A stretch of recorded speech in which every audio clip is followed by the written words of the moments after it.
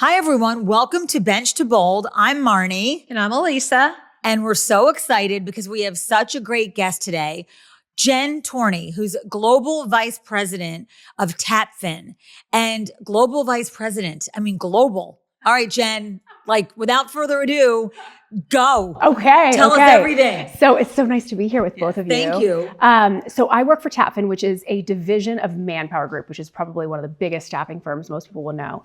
We are global. My division does primarily large outsourced projects, like large scale workforce solutions for clients.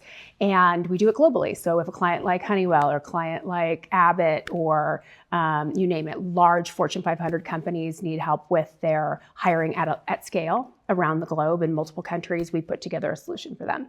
So I've worked there for 16 years. I started in sales and worked my little way up. And I just got really passionate about the business. And so I started taking on other little areas, functional areas. And in some way, I feel like, and you guys probably can relate, it's like when you have your fingerprints on something, you feel more passionate. It's like there's so many parts of the business that I built or created or started, and it's really, really satisfying. So here I am. I did not think 16 years later. That's awesome.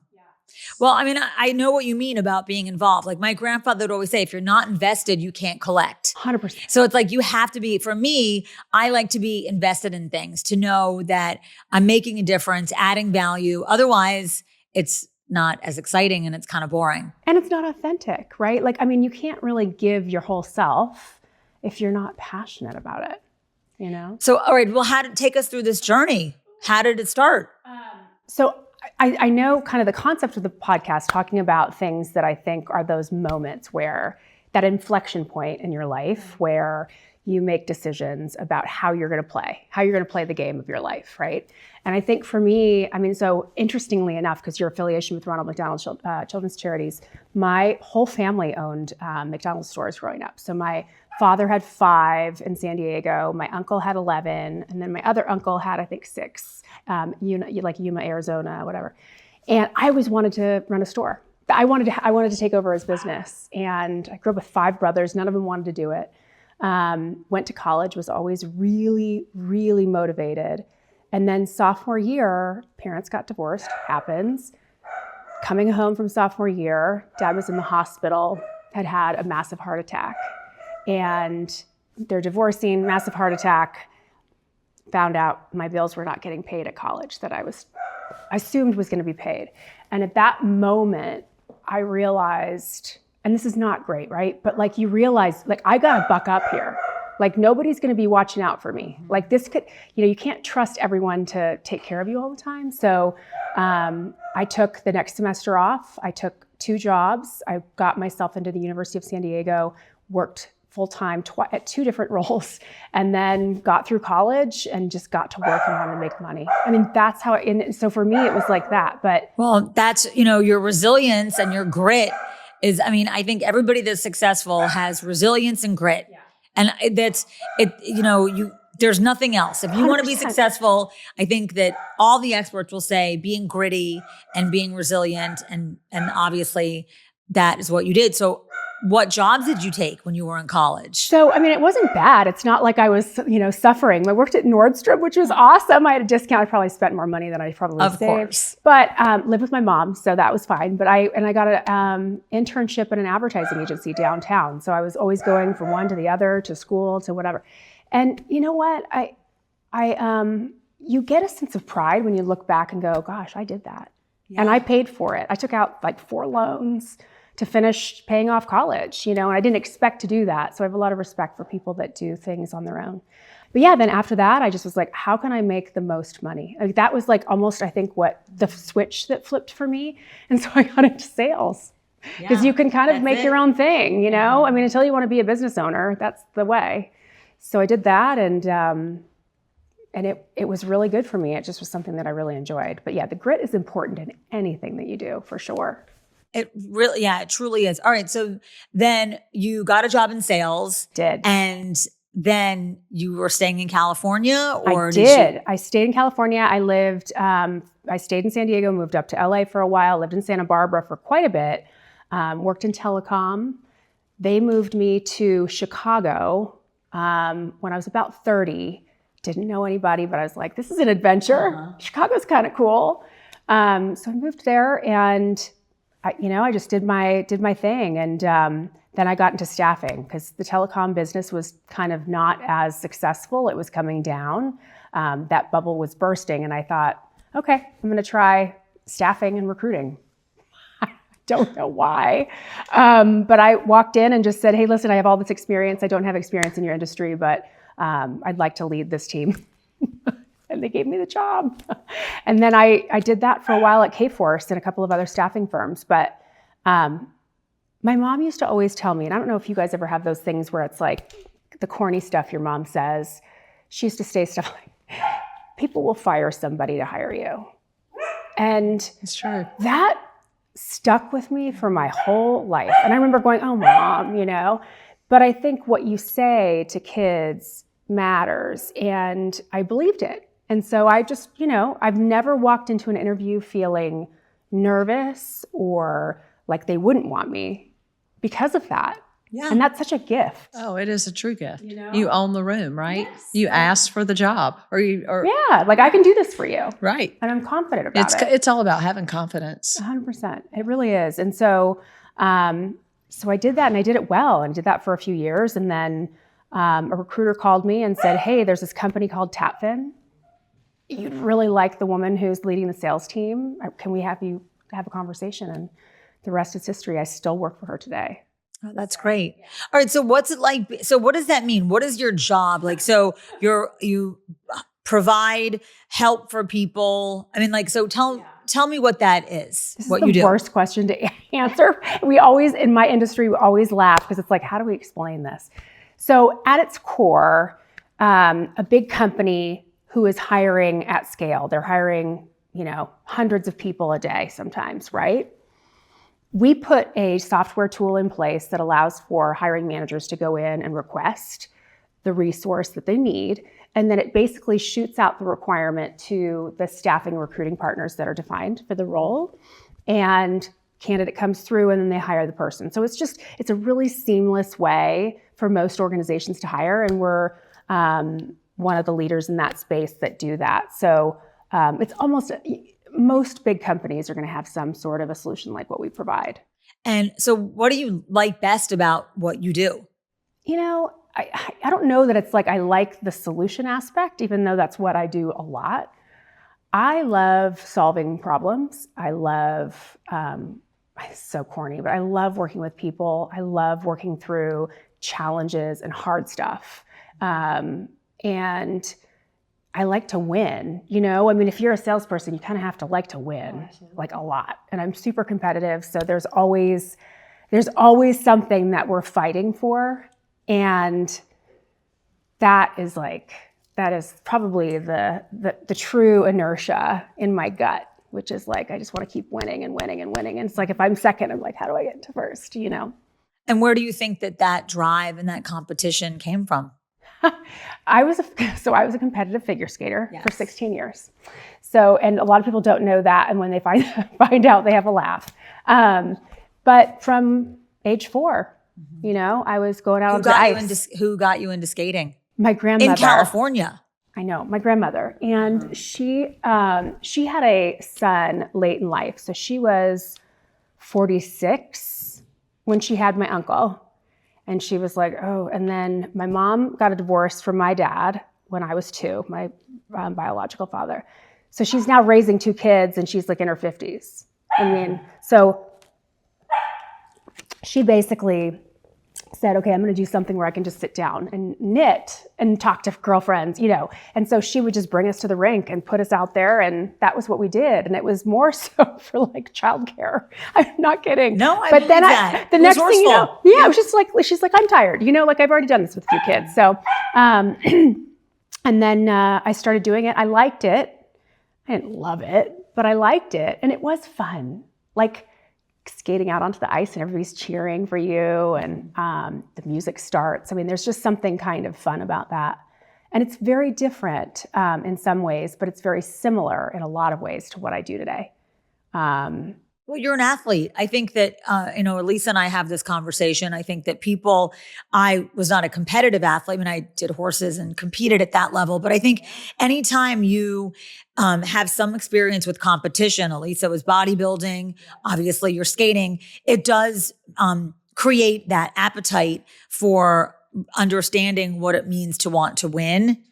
And to be okay with losing also, to be a good loser is also a good, doesn't make you a loser. Losing does not make you a loser. Right. And it also, you have to be disciplined, right? You do. Super disciplined to do to be an athlete, which bleeds into, I was in sales my whole life, medical sales. And so I get it, it bled in my bodybuilding and, cycling outside, racing a road bike or running, a marathon.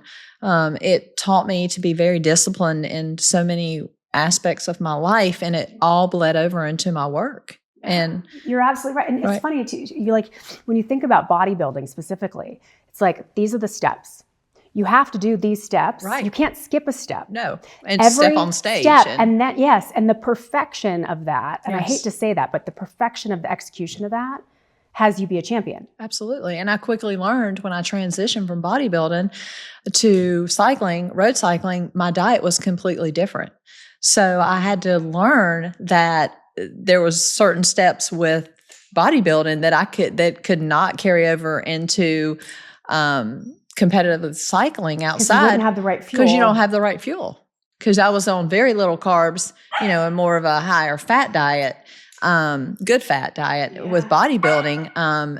Then I started to, cycle outside, and I quickly learned when I hit a wall and thought, okay, I can't do one more pedal stroke if I don't eat. Right. So bagels become my best friend as a cyclist. That sounds terrible. Punishment. I know. Give me the bagels. Yeah, there's a bagel at the end of this ride. I mean, it makes me want to go cycling. Yeah. Okay. So San Diego to Chicago, and then I met you to Charlotte. So tell us a little bit about how you got to Charlotte. So I have to say first, I had a love affair with Chicago. I think Chicago is an incredible city. And I lived right downtown on the water. I had a beautiful high rise. And there was something really cool. And speaking of grit, a lot of cool grit there's a story in Chicago. And then I got pregnant and had my daughter. And, after a while, the coolness isn't as important. And the weather was more inconvenient because you're putting a kid into a car and it's all this stuff with the snow. And my husband and I were like, do we really want to stay in Chicago? I mean, we don't have to stay. And I was like, I'll go, let's go somewhere else. And we just decided, his sister had just moved to Charlotte. And I was like, well, let's go. I mean, it was that easy. And we came down to look, taxes were cheaper. The prices were cheaper then. It's coming up a little bit, but it was just beautiful. It was a good place for us to settle down, have a great school system, raise our kiddo who's 12 today. And we haven't looked back, or at least I certainly haven't. Well, pizza, Chicago pizza. Garrett's popcorn. Ooh. But they ship it. They do. They ship it, and they have it at the airport. And with Goldbelly, I'm sure you could get It's true. pizza. You can get anything on Goldbelly. It's not the same, though. They do have Lou Malnati's, and it's frozen, but it's deep dish. Not my favorite. Yeah. And it's frozen. Yeah, I love Chicago. We went for the Panthers Chicago Bears game a couple years ago. It's the first time I'd been to Chicago. It's fabulous. The shopping is great. Shopping's great. It's just not safe to raise a family, per se, if you're downtown. Yeah. That is, right now. Exactly. Yeah. Yes. So you're this high-powered, badass woman, and you have been. When I met you, I was like, I want to be like her when I grow up. I want to know her and get to know her better, and I have, and I'm thankful for our friendship.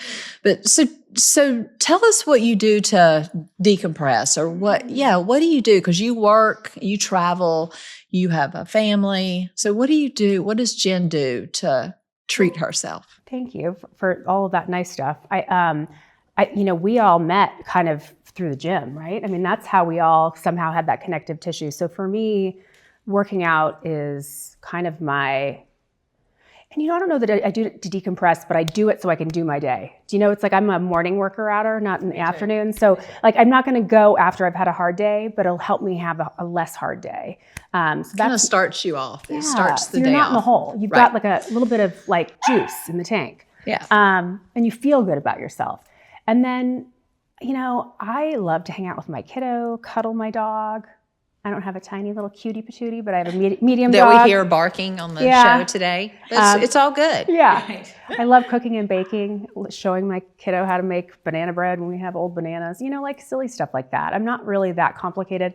And then I love a little glass of wine here and there, that. So, but I mean, really, I'm kind of a homebody when I'm not hanging out with the girls. You travel and work really hard, and it's nice to just chill and be at home with your family and your daughter. She's playing sports, volleyball. So I'm 5'11". My daughter is 5'9". She's 12. And she plays volleyball, middle blocker. She's doing great. She's super smart, but I'm like, don't get over like 6'1". Maybe we can do like 6 feet. So we might have a D1 athlete here. I mean, my husband's like, yeah. And so, all right, I'm an only child of a working mom. And I thought that was great. And it was definitely unique at the time because a lot of my friends' mothers were not working and being an only child also. So how do you bring your daughter on your travel? Like, does she travel with you? Like, how does that work out as a family? Yeah. So first of all, before I even answer that question, it's funny that you say that because I worry about, I've created this only child world for her, and she didn't have that choice. Yeah. Thank you. It's okay. okay. I have an only I child hope that's too. okay. Oh, you are too. And both of you guys are crushing it. So I grew up with 5 brothers and I was always trying to fight my way through, you have to negotiate for everything, negotiate for the car, the whatever, $20. But it is really special being able to have one child to pour your love into and everything and pay attention to everything. Because paying attention is kind of, I've noticed at this age, the preteen age is important. But I don't bring her on travels. I would. It's sort of like too much work. And also when I work travel, it's not fun per se. I mean, it's fine. It's great. But it's not like you're not on vacation. I don't have a whole lot of time. But she does benefit from the miles and the frequent flyer and all the points. So we'll go and she likes to fly first class. Mom gets upgraded and she gets upset when we don't. I'm like, okay, we got to manage that. But no, she does like to travel, but we don't do it for my work stuff. It's just too much. Mm-hmm. I admire people that can. Yeah. Well, so having a daughter and being in this universe of social media, how do you monitor that? My kids are a little bit older. I have 1 daughter and 2 boys, but they're, they're definitely social media people and have had, computers and so forth. But Goldie, my daughter, she's 22. So we just kind of skated through that right as it was really turning into where we are today. Oh my gosh. So yeah, and it's so different from where we were. Yeah. So we had Polaroid cameras. That was it. And those throwaway cameras. Remember the ones? I don't even know if I still have some and who knows what's on it. But it's scary. Mm-hmm. And during the pandemic, everybody got an iPad. So did Bree, my daughter. And I decided early on, no social media apps. So, and trying to minimize the chat stuff. Mm-hmm. I got her a watch because then she can still communicate. So she has an Apple Watch, so she can call me, I can call her, she can text people. And then she stopped asking for the phone. So I'm like, okay, well, give me another year or 2 before I get that complaint. But now Pinterest, which I gave her, they can chat on Pinterest. Oh, and really? There's a lot of material on Pinterest that I wouldn't want to see. And this is a new thing for me. I'm like, we're all just kind of figuring it out as we go. But it's horrifying. What you have to watch for, it's horrifying. I think that there's always been weirdos out there, from our, decade and whatever, but now it seems like trying to keep our children and keep our environment, even our own personal environment, safe is much more challenging. And there's a really delicate balance of going out, being out there and letting people know your life as opposed to, which is what social media and being on the internet is. And then trying to figure out that slippery slope. And obviously, you're in a high level position. And so I'm sure that there's a lot of challenges that go along with that. It's scary. And and even for myself, and you probably know this, but it was a lot of fun to post your pictures of your friends when you had your birthday parties and all of that. And at some point professionally, that doesn't align with my personal brand. And that's something that I think didn't even matter years ago, because who cares? You know, people were on Facebook when it was just Facebook for personal stuff, and that was separate, but it's not separate anymore. And so, you know, I had to really, and it's not easy, but like rehash my entire social presence, you know, and I think kiddos don't understand that they're building their own social presence, and their personal brand is being built today with whatever they put out there, and you can't undo it very easily. So that's the scary part, is figuring out, like, as a mom, you're like, okay, well, there's no rule book. We're just playing a different game every day. It's new level of Jumanji.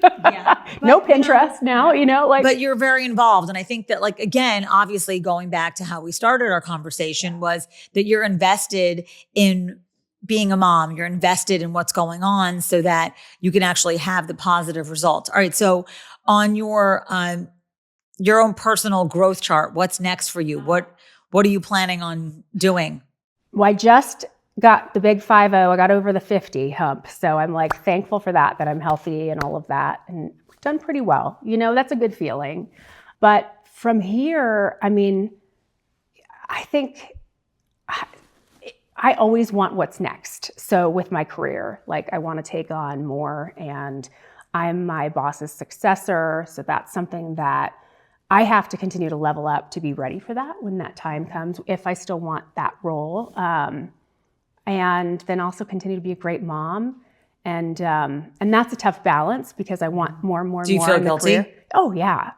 Especially when I'm traveling, especially. So how do you manage? Like, what do? Do you just tell yourself how do you handle that? It's hard. And now that she's older, we can have a very cerebral conversation about it. I can say, okay, Brie, you know, like, I got to go, but I'm going to be back, and then I'll be gone one more time, and then I'm done for the rest of the year. Like, right now, I'm probably done for the rest of the year travel-wise.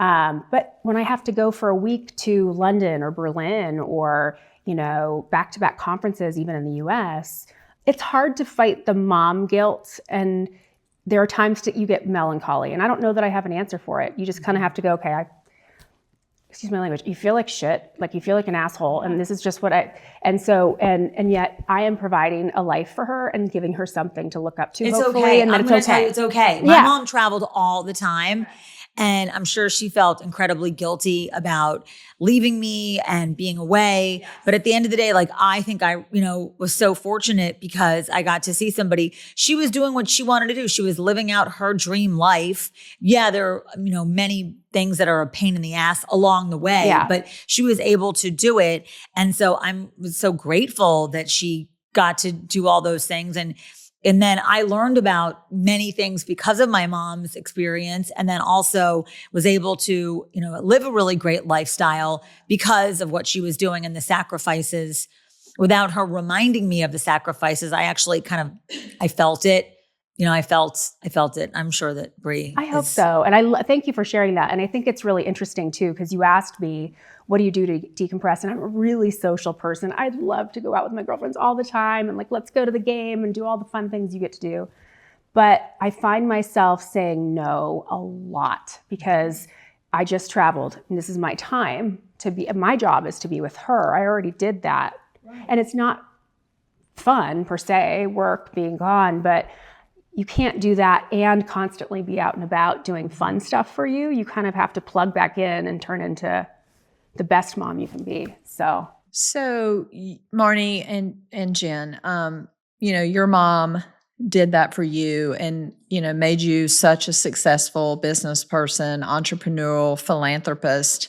And now you're doing that for your daughter and your two sons. And Jen is now, you know, doing that and building that, you know, and instilling those values in your daughter. So Jen, what kind of advice, you too, Marnie, what kind of advice or nuggets would you give young people today that want to climb the ladder? You know, and I wish I could give them advice that I know would work for sure, because what worked for me probably won't work for the future. Because I actually would say, if you want to be in the corporate world, You better really double down on understanding tech and AI, and AI maybe is even huge. dabble a little bit in coding so you can understand how that's going to impact everybody's job. And I also would say, and this is, I can't believe that people are saying this, and I am like 100% on board, is consider the trades.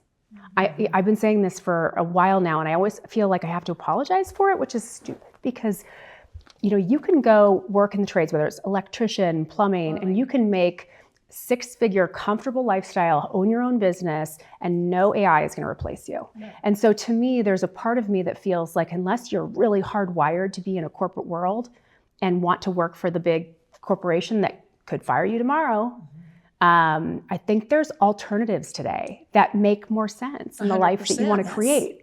I just saw something on, I don't know, I was reading something the other day. It was probably on Instagram or LinkedIn, where trade, HVAC, plumbing, and electrical are booming. It's job security. It's job security. Brick everybody- masons, people are going to build your house, or, roofers. People didn't want to do that job, so there were very few people that took that job because they wanted to try and see if they could go make it. And honestly, you kind of make your own career. You can save the day. Be your for own people, boss. Be your own boss. Create your own business where you have people working for you doing the same, right? Yeah, So, I absolutely 100% agree. I think being an entrepreneur, I think for young people coming out of college, and I was listening to the radio on the way here, and it was like people can't, college graduates can't find jobs.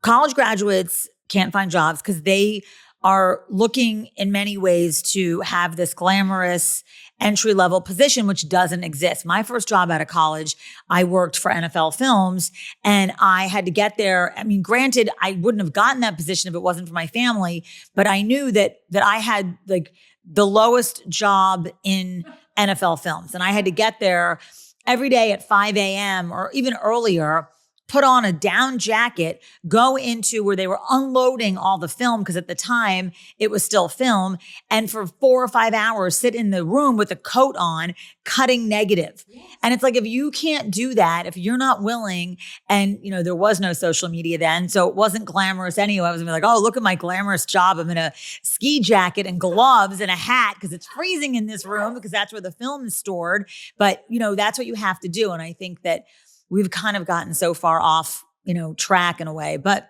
we'll get back there. I love that you said that too, because I think you asked for like advice, and that's one piece of advice that will never change for any kid, any era. I don't think it would ever hurt to say, roll your sleeves up, lump it a little bit. I stuffed envelopes at that advertising agency. I didn't do cool advertising stuff. I was a peon. That is exactly it. I was like, just anybody that wanted to do, like, didn't want to do something would just dump it on my desk, and they were not nice.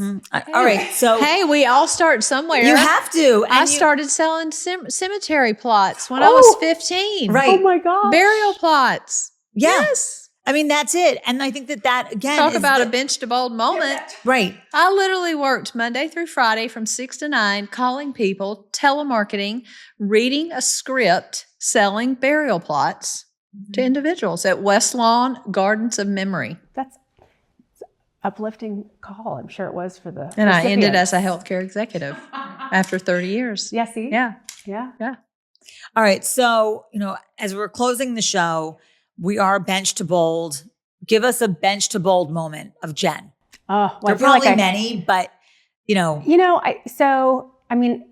I think we all have like those moments where you can make decisions in your life that can take you one way or the other. And I think one of the ones that was probably the most painful was I got recruited from my first staffing agency to a smaller staffing agency, and the first one sued me. And thank God I had the frame of mind to say, when I negotiated the contract, that if they were to sue me, that they would have to pay for my legal representation. And they did, and they really went to town. And after about 8 months, they let me go because it was too expensive to cover. And so for the very first time and only time in life, I got let go. And I had a condo. I didn't have a husband. I was on my own. My family was in California and couldn't help me. And I said, you know what? Fuck it. I just started dialing and calling all of my contacts. And I ended up taking a job that was several bands below what I was used to. And I said, you know what? I'm just going to get into this. I'm going to do the best that I possibly can, make and earn a living. And I ended up staying with that company for 2 years. It was one of the best moments where I kind of like, it's humbling. It's humbling. And you just have to say, you know what? It's okay. Like I'm going to do what it takes. Cause again, nobody's coming to, rescue me. Yeah. There's no white horse outside. Like you gotta get out there and do what you gotta do. I ended up moving to Minnesota and it's like, okay, we're just going to do this. And we did it. Well, flexible people, are the most successful. Yeah, that's a good point. I mean, they are. You have to be. You have to be able to, to use a football term, see all the way down the field, just keep moving the ball down the field. Otherwise, you're going to be stuck and you will never be able to convert any success that you have. It'll just stop right there. You're absolutely right, especially right now in this corporate environment. Yeah. Yeah. Yes. Well, thank you, Jen. Thank you. So thank you, everyone, for tuning in to another great episode of Bench to Bold. I'm Marnie. And I'm Elisa. And thank you, Jen. Thank you. It was really a fun conversation. It's nice to talk about yourself for. Well, we could talk for hours. I know, right? By the way. Yes. Yeah. You have a lot of wonderful experience. So thank you. And you're a great woman. Oh, thank you. Thanks for having me. It was fun.